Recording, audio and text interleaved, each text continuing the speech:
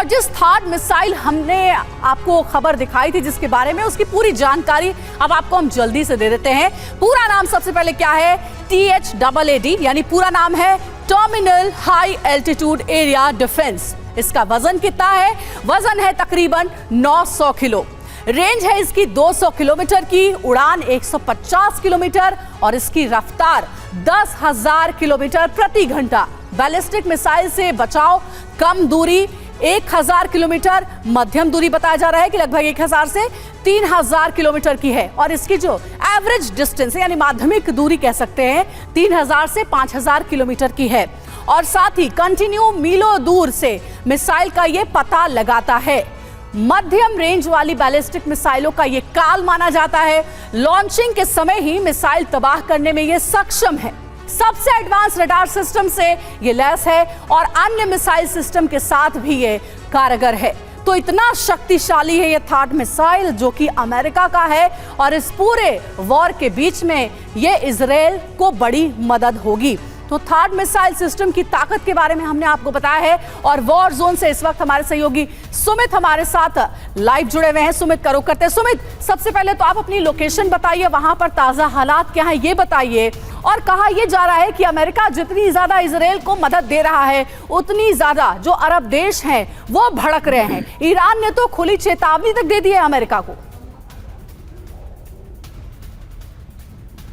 देखिए बिल्कुल, देखिए हालांकि मैं इस समय तेल अवीव में हूँ, माफ़ कीजिएगा मैं अश्कलोन में हूँ और अश्कलोन गाज़ा पट्टी के बिल्कुल पास है। और ख़ास बात यह कि तेल अवीव में पिछले 2 से 3 दिनों में ना सिर्फ अमेरिका की आर्मर्ड व्हीकल्स हो या फिर आप कह सकते हैं कि कई हज़ार टन जो आर्म्स एंड एम्यूनिशन ये लगातार प्रोवाइड किया जा रहा है। तीसरा सबसे इंपॉर्टेंट पॉइंट ये है कि जो मेडिटेरियन सी है यानी जो समंदर का इलाका है, जो मेरे पीछे अगर आप देख रहे हो, ये सारे इलाके के अंदर अमेरिका की तरफ से एक बड़ा शील्ड तैयार कर दिया गया है कि अगर ना सिर्फ लेबनान के अलावा ईरान इस युद्ध में सीधे तौर पर घुसने की कोशिश करेगा या कोई भी देश, तो उसका जवाब देने के लिए अमेरिका और ब्रिटेन जैसे उसके अलायंस रहेंगे। कल भी आपने देखा कि इटली की प्रधानमंत्री जो है वो खुद मिलकर गई और लगातार ये कोशिश की जा रही है, ना सिर्फ Italy, America, France, Germany, UK, ये सारी कंट्रीज से कंसोलिडेट होकर लगातार इजराइल को एक सपोर्ट सिस्टम प्रोवाइड करा रही है। लेकिन सबसे बड़ी दिक्कत यह है कि मिडिल ईस्ट के जो देश हैं, खासतौर पे चाहे वो जॉर्डन हो, चाहे वो ईरान हो, चाहे आप कह सकते हैं कि इजिप्ट भी हो, ये सारे देश ये कोशिश में है कि किसी भी तरीके से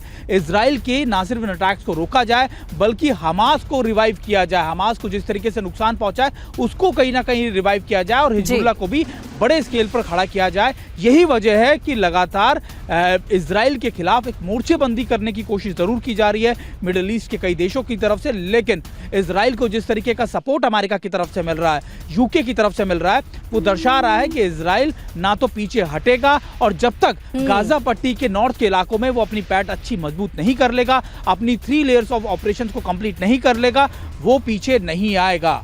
बिल्कुल, दोनों ही तरफ से पीछे ना हटने की यहाँ पर चेतावनी भी जारी की गई और ओपन चैलेंज भी दिया गया। हमारे साथ जुड़े रहिएगा आप सुमित, लगातार आपके पास लौटेंगे और जानकारी लेने के लिए।